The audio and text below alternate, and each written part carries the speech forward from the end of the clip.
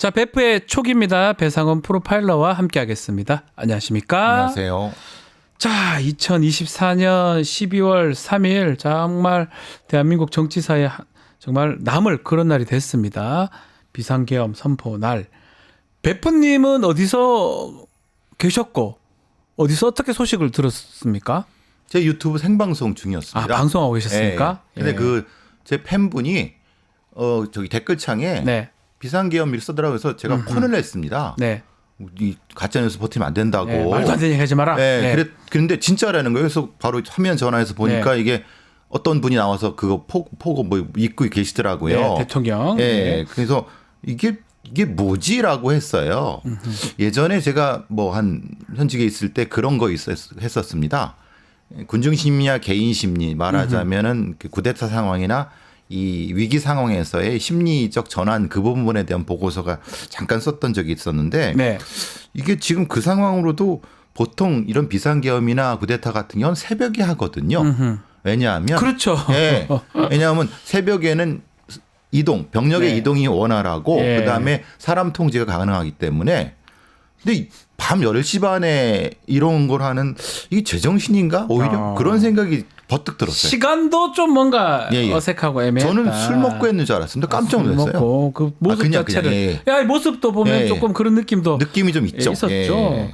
자, 우리 헌정사의 계엄이 몇 번 선포됐습니까? 혹시 그거 예. 아십니까? 예, 이승만 정부 때 이승만은 5번, 네. 박정희, 최기화. 근데 사실 최기화 때는 이제 박정희가 죽은 다음에 그렇죠. 10월 27일날 된 거기 때문에 연결된다면 5번.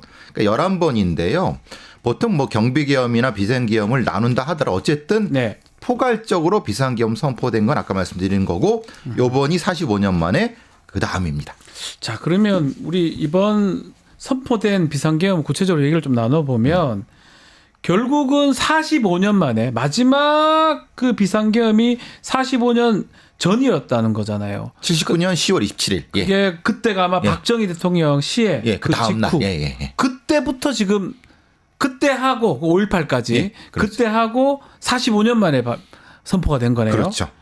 야. 그러니까 이제 이상한 얘기가 아까 네. 신현영 의원 말씀했는데 이상한 얘기가 나오죠. 네. 처단. 네. 이거 50년 전 얘기거든요. 깜짝 놀랐습니다. 지금 처단이란 말을 누가 씁니까? 안 쓰죠. 그러니까 사실은 이거를 계획했던 사람이 누군지는 모르겠지만은 옛날 캐비넷에 있는 그걸 그대로 베껴서 몇 문장을 바꿔서 쓸 수 있다라고 하는 것이 그거고 실제로 합참에 계엄과가 있습니다. 예. 그러니까 계엄의 전체적인 매뉴얼이 있는데 그러니까요. 그거를 전혀 참조하지 않고 자기들 머리로 했다는 겁니다. 그러니까 이건 합참에 있는 정규 과정을 거친 계엄이 아니라는 걸 명확히 알 수 있는 거죠. 그 부분도 한번 우리가 얘기를 좀 해야 되는데 처단이라는 용어가 사실은 현재 사회에서 쓸 수도 없고요. 포고령 자체도 법률에 준하기 때문에 법률가가 보고 내야 됩니다. 그리고 그렇죠. 군의 법률가 저도 그 얘기를 했기 법무관 했기 때문에 합참에 법무과든 계엄과든 법무장교들이 있습니다. 변호사 자격을 갖고 있는 장교들이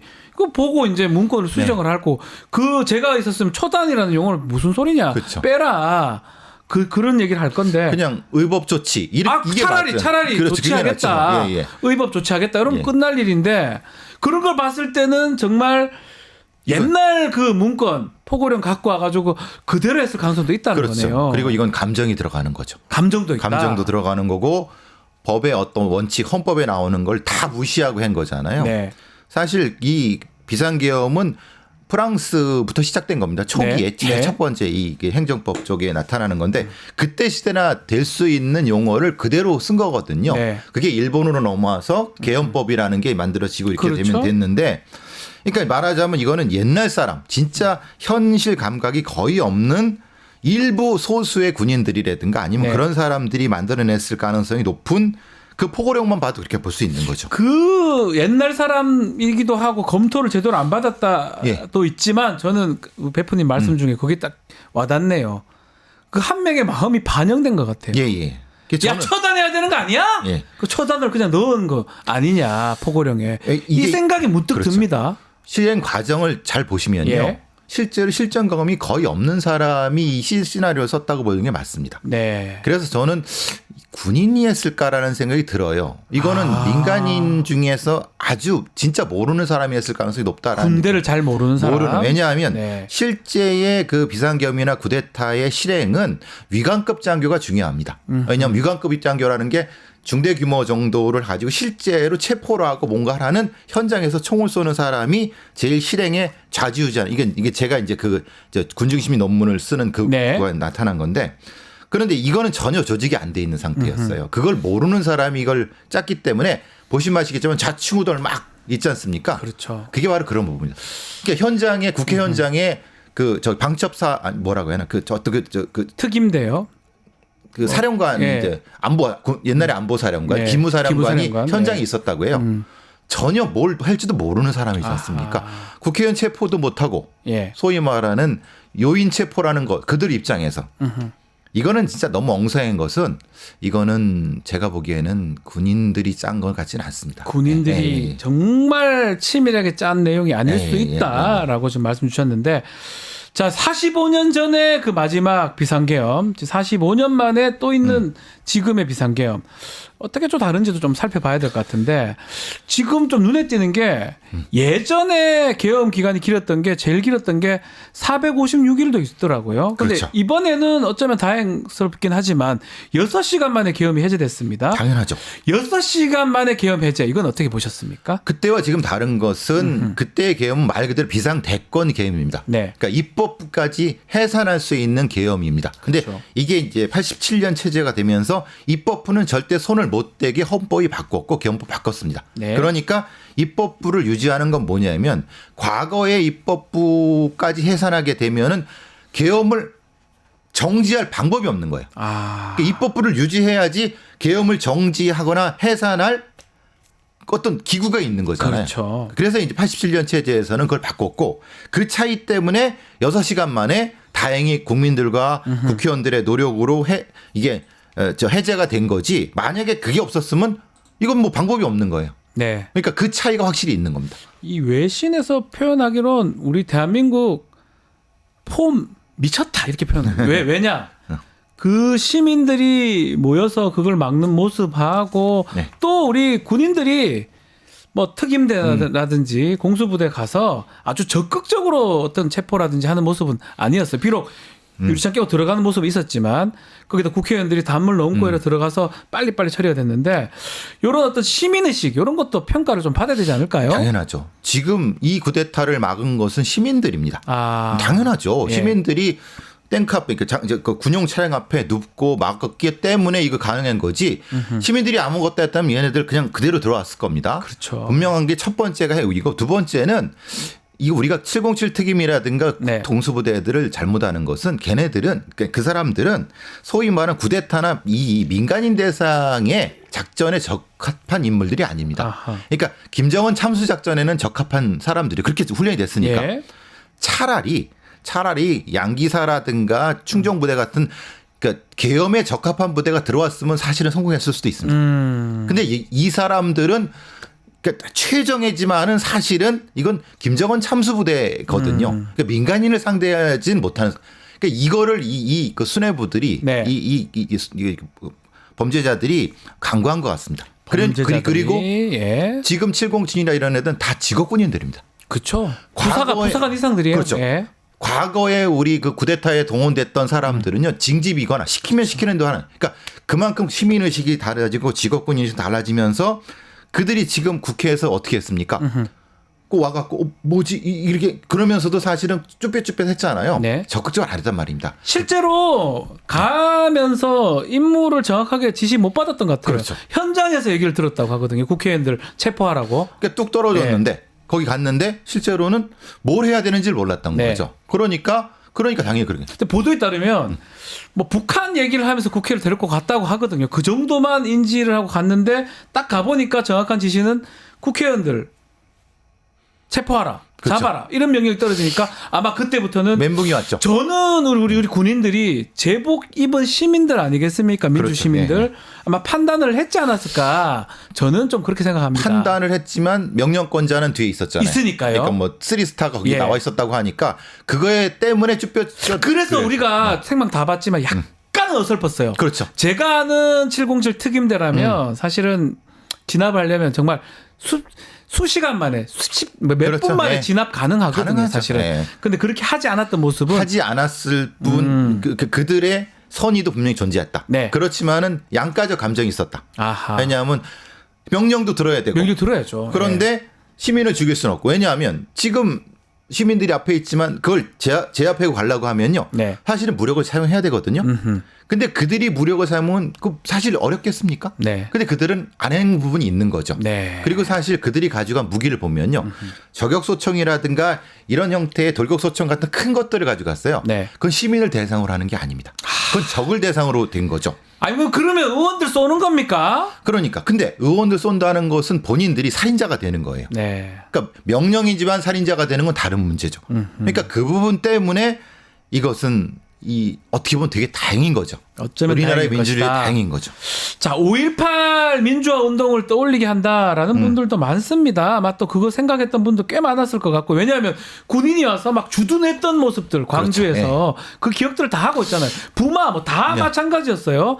과거의 5.18 때하고 좀 비슷한 부분이랑 좀 다른 부분 어떻게 봐야 됩니까? 비슷한 거는 이들 수뇌부 이 군사 반란자들이 착각한 것은 공수부대 동원하면 국민들이 겁을 먹고 네. 국회의원들이 겁을 먹고 주춤할 것이다. 지금 절대 그렇지 않습니다. 안 그렇죠. 나가서 우리 네. 장갑차 손으로 맞고 이랬잖아요. 맞고 안규령 같은 사람은 총구를 잡아버렸어요. 시민의식이 달라집니다. 네. 그리고 그게 유사한데 네. 그때와 다른 건 뭐냐면 그때는 이 경찰의 체포조 그리고 방첩사의 체포조들이 미리 계획이 딱 짜갖고 아하. 뭐 아시다시피 그 계엄이 선포되면 경찰서에는 대위가 와서 서장을 대신합니다. 네. 그리고 그 강력계 형사들이 다 합수부에 들어가서 합동수사본부에 들어가서 그들이 일선에 있는 그 정치인들을 체포하는 게 명령이 하달됩니다. 네. 현재가 다 끝납니다. 그렇죠. 프로파일러들은 뭐 합심조 같은 데 투입이 되고 그게 다른 거예요. 지금은 그런 시스템이 전혀 없었습니다. 아하. 그러니까 방첩사 일부만 국회의원을 체포해야 된다라고 추상적 명령을 내렸지 5.17 쪽에서는 미리 시작하면서 다 체포를 했잖아요. 2,000명을. 그 차이가 있습니다. 자, 결국은 좀 이렇게 보는 게 맞는 것 같아요. 정말로 지금 무력화 시키려고 했는데 실패한 거네요. 그렇죠. 그렇게 보는 게 맞겠네요. 그러니까 계획은 했죠. 계획은 확실히 세워놨고. 추상적 계획은 했지만 예.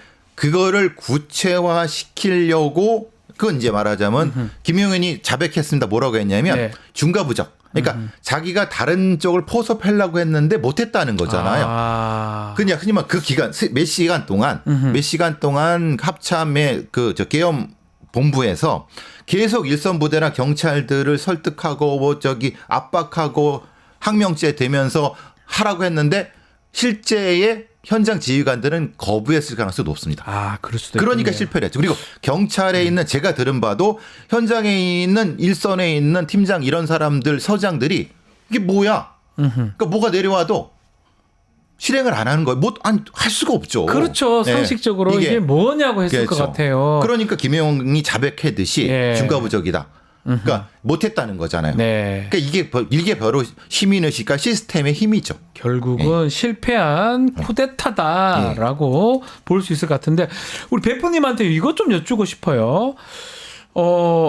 계엄 선포되면 현직 프로파일러들도 차출되는 겁니까? 그렇게 제가 들은 바가 있는 것 같거든요. 오늘 이제 뭐 박선원 민주당 의원이 예.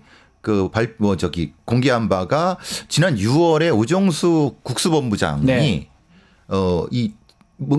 저거 같이 뭔가를 했다고 합니다. 말하자면 일종의 합동수사본부 구성에 대한 얘기를 했다고 해요. 아하. 그러니까 말하자면 그 합동수사본부에 에헤. 뭐가 되냐면 체포조가 있지만 신문조가 있습니다. 합심조라고 하겠네요. 합심조가 되는 거죠. 그러면 그 소위 말하는 계엄사가 구성이 되고 그 밑에 있는 국정원이든 아니면 안보지원사, 네. 그러니까 방첩사죠. 방첩사 내의 취조실에서 네. 취조를 담당하게 될 겁니다. 전문 취조. 근데 문제는 아시다시피 이 취조는 그게 아니라 사건 조작이죠. 갔다가 압박하고 고문해 갖고 너 내란 옛날에 그 김대중 내란 네. 그 조작 사건처럼 너 내란했지라고 해서 그걸 발표하게 만드는. 그래서 이것은 정당하다. 봐라. 대통령이 발표한 것처럼 제 공산주의자, 친북, 종북 이걸 그런 역할을 하는 것이다. 그렇죠. 예. 그게 바로 네. 사실은 굉장히 위험한 상태에 있는 거죠. 네. 알겠습니다. 자, 이번에 어쨌든 그 기습, 계엄령 선포 또 2시간 만에 우리 국민들의 의식으로 결국은 해제시켰는데 그렇죠. 상당히 중요하죠. 해외에서는 또 감탄을 하고 있습니다. 대한민국 폼 미쳤다 이런 얘기도 있고요. 좀 보면 몇 가지 사진들 이런 것들이 좀 눈에 띄는데 국회의장이 담을 넘는 모습 월담하는 모습 원래 같으면 그 모습이 눈에 안 띄었을 것 같은데 아니면 의장이 어떻게 넘느냐 이렇게 했을 것 같은데 그 모습들이 아주 외신을 탔어요. 저 모습이거든요. 그러니까 저거를 네. 찍어서 SNS를 통해서 시민들이 보고 네. 이게 상당히 위급한 상태다. 그렇죠. 국회로 가야 된다. 음흠. 제가 아는 분도 김포 쪽에서 바로 전철 타고 네. 국회로 오셨어요. 예. 네, 내가 몸을 맡겠다.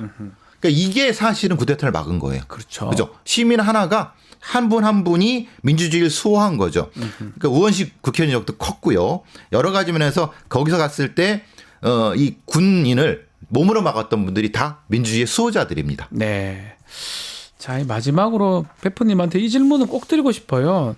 지금 언론에 보도된 바에 따르면 윤석열 대통령 지금 상황이 계엄 선언 때부터도 다 만류하는데 화가 잔뜩 나가지고 한다고 그랬고 해제할 때도 그 흥분을 감추지 못하고 있다고 하는데 어떻습니까? 지금 이렇게 큰 사고를 지금 친 상황인데 어떤 심리적 상황, 대통령의 심리적 상황 대표님이 좀 분석해 주면 좋을 것 같아요. 이걸 과잉각성이라고 하죠.